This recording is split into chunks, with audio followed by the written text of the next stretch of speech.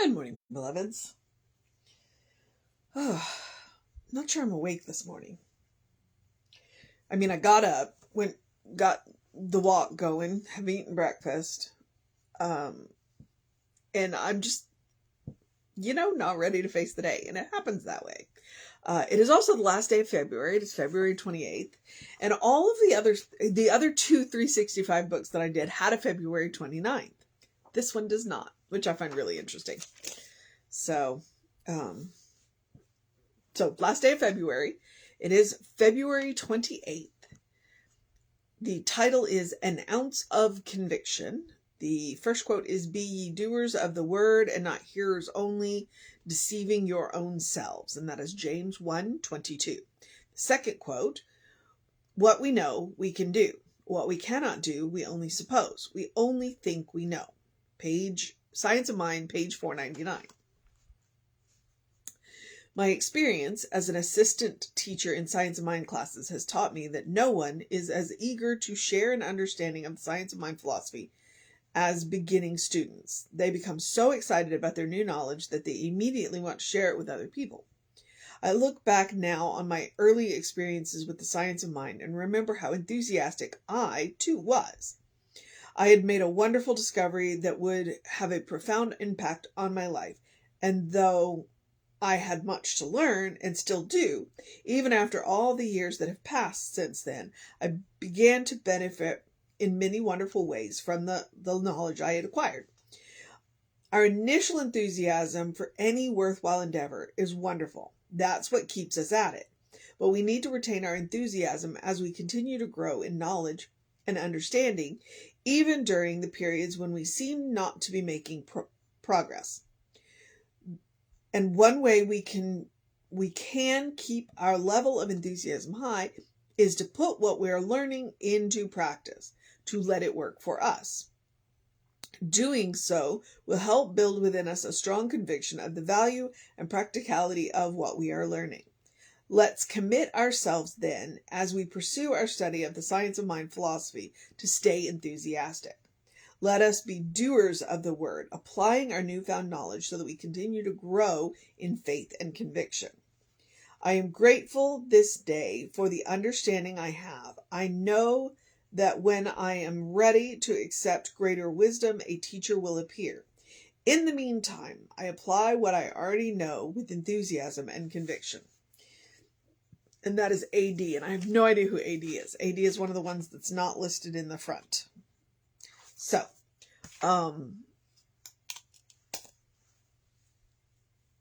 wow, I don't know what to do with that.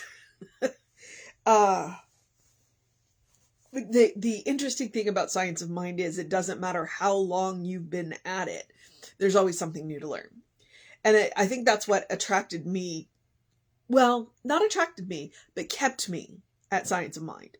I love the idea of learning something new every day. And the only way to learn something new is to continue to apply it, to continue to experiment with it, which I do. And you look at Jesse. Jesse's been in the teaching for many years, and he is still just as enthusiastic about Science of Mind as when I met him almost 20 years ago. I think I turned up in Science of Mind in 2005. So we're getting close. We're at 18 now. And he's still just as enthusiastic about it. He hasn't slowed down one iota in his desire to share it. He continues to find new stories and new ways to present the material. And he's considered one of the experts on Ernest Holmes. There's a couple of them out there. Marilyn Leo is one. She actually knew Ernest Holmes when she was a little girl. I would say Kathy Mastriani is getting there, although she probably wouldn't agree with me about being an expert on Ernest Holmes because she's in charge of this. She's the Science of Mind Archives director. And Jesse is, and Jesse still loves this stuff. And so it's like to have that kind of teacher, literally at my disposal. If I have a question about Ernest Holmes, then I can go ask Ernest. I can go ask, Jesse. And if he doesn't know, then I'll go ask Kathy. And if she doesn't know, she'll go ask Marilyn Leo. And so and it's interesting when you meet, if Kathy doesn't know the answer, she'll call Jesse. And if Jesse doesn't know the answer, he'll call Kathy. So, because she has the archives at her fingertips, and Jesse loves the teaching, and Jesse loves so he continues to, and that's the operative word. He continues to practice. He continues to learn something new every time. And that's one of the reasons that, when I initially started doing these live streams, I was just thinking we just needed something live every day, for our people who, so that they could touch base with the teaching every day. And I didn't know what I was getting myself into. And what's kept me doing it, I'm almost through my third book. What has kept me doing it absolutely is that I feel like I'm learning something every day, that I'm practicing every day by talking about this stuff. And that's why I do it. If somebody watches and benefits from it, that's fantastic. That's great. Because I'm getting something out of it. And that's what AD is talking about. It's like, practice it every day. And the benefit of Science of Mind, because we're not a proselytizing, religion. We're not a religion at all, really. Well, I would say that we are a philosophy. We're like Buddhism. It's like, we're a philosophy. Whatever religion you have, that's fantastic, and it's working for you, that's great. We just have a little piece of information that you might like. And so, you're welcome to stay, or you're welcome to come in, learn what we've got to teach you, and go back to whatever faith tradition you came from. We don't teach you what to believe, just how. We remind you, hey, you know what? There's this really cool way that Jesus prayed. Try it. You might like it. And, so we practice every day. That's why our counselors, our spiritual coaches are called practitioners. That's why ministers say that they are practitioners first, because we practice this stuff. We practice this stuff every day.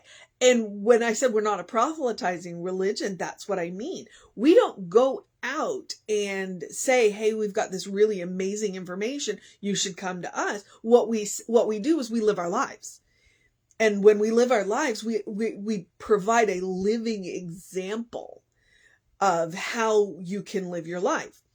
And when people see that and they go, well, what do you know that I don't know? And we say, well, there was this guy and he read a lot and he noticed that Ernest had this really cool way of praying. Would you like to know about it? And if they say yes, then we're happy to teach him. And if they say no, then we're like, all right, well, you know what? Bless you, God bless you and keep you on your way. And so we practice every day. We live our teaching. We took Jesus's words, because it was actually, the quote, the one I did yesterday was where it had that quote, all of these things and more that ye shall do, was a quote from Jesus. Jesus came to be an example, not an exception. And that is where the hope in our teaching is.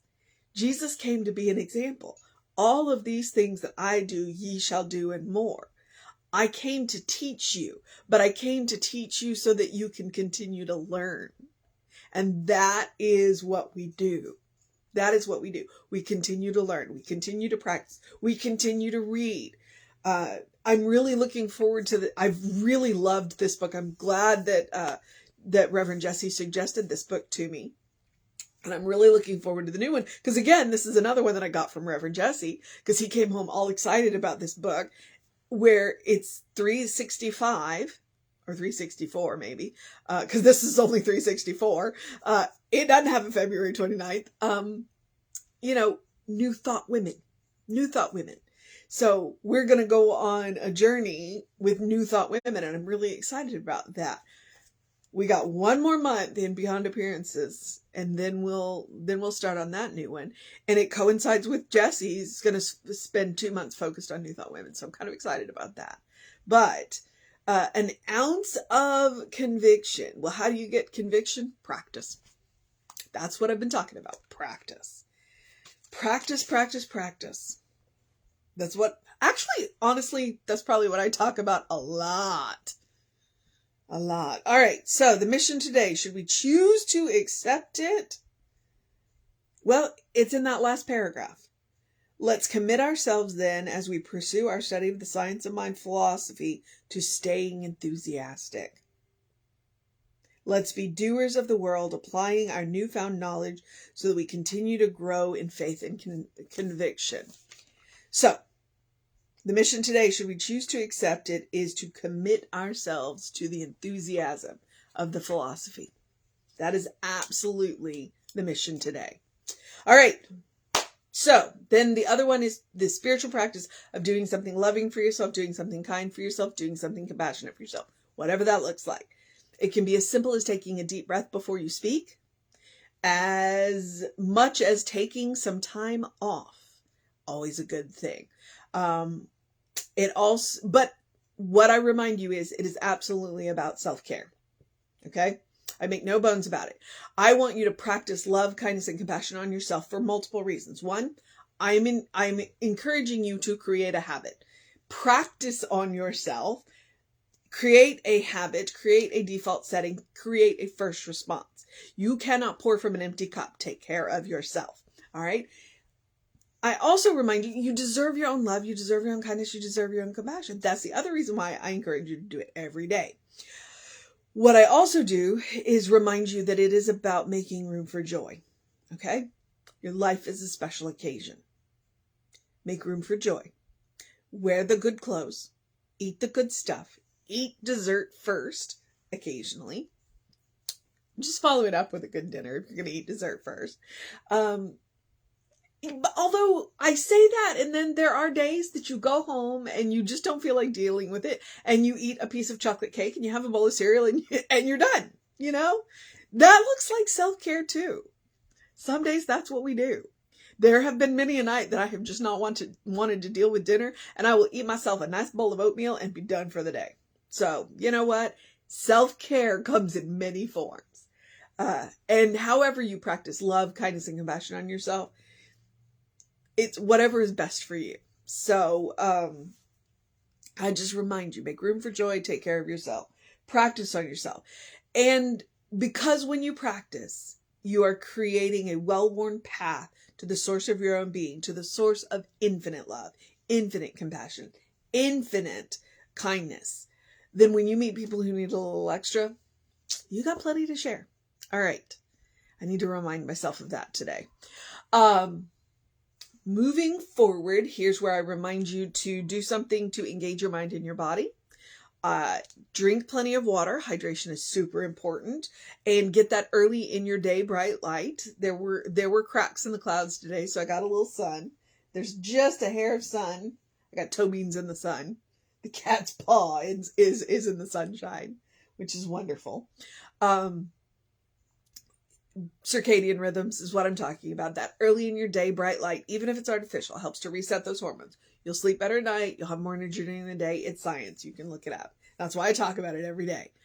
Whatever it takes to help you feel more engaged with life. I don't even want to say better, but like more engaged with life. That's why I make the suggestions that I do. Your life is a special occasion. And then, in the words of Ernest Holmes, which I think I got from the first book I did, open the windows of your soul.